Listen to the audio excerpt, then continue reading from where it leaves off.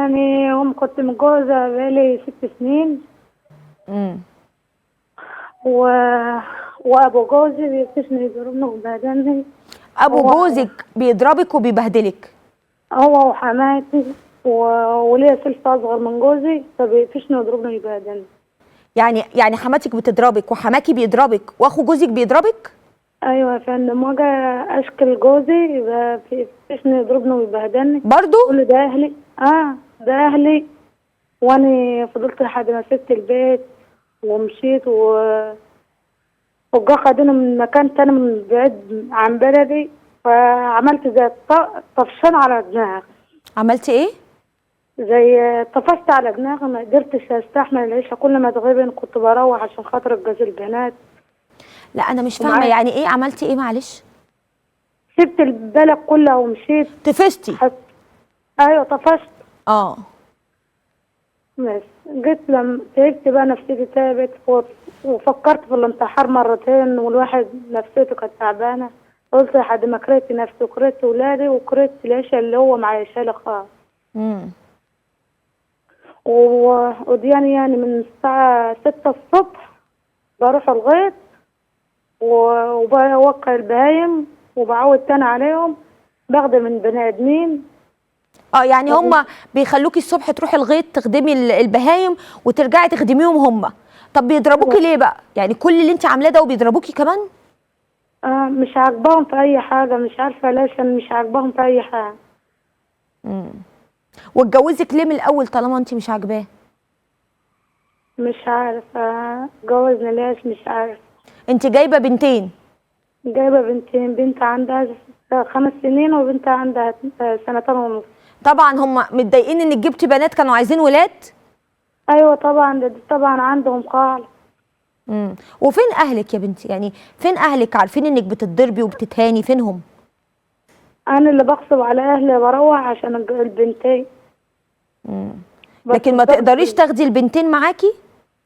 لا مش عايزاهم، ولا عايزة أشوف حد من ناحيتهم خالص. مش عايزه البنتين؟ مش عايزاهم. يعني انت لو انفصلتي قادره تسيبي بناتك؟ قادرة أسيب قادرة أسيب الدنيا كلها. مش هشوفه، مش عايزة أشوفه أصلا، ولا عايزة أخد حاجة تشدني ليه. بس البنات ذنبهم ايه؟ بس مش ذنبهم حاجة، بس أنا مش قابلة حتى حاجة تشدني ليه خالص ولا. طب خلاص، ما انت حاسمه الامر اهو. طالما انت مستغنيه عن بناتك وهتقدري تعيشي من غيرهم وبتقولي مش عايزه حاجه حتى تفكرني بيه، لازم تنفصلي عنه. خدي قرار وموقف وخلي اهلك يساعدوكي وانفصلي عنه. خدي بعضك. أهلي مساعديني فعلا، بس أنا نفسيتي متعقدة وحكاية الجواز البنات ده. ما انت حبيبتي انت بتقولي انا مش قادره اكمل، ومش هينفع تكملي في الاهانه والضرب والبهدله والخدمه الصبح في الغيط والخدمه الصبح في البيت. اكيد مش سهل. فطالما انت مش قادره تكملي، لا يكلف الله نفسا الا وسعها. ده انت بتقولي ممكن اسيب بناتي وهقدر اسيب بناتي، بس ابعد وارتاح من اللي انا فيه، ودي حاجه صعبه. أيوة.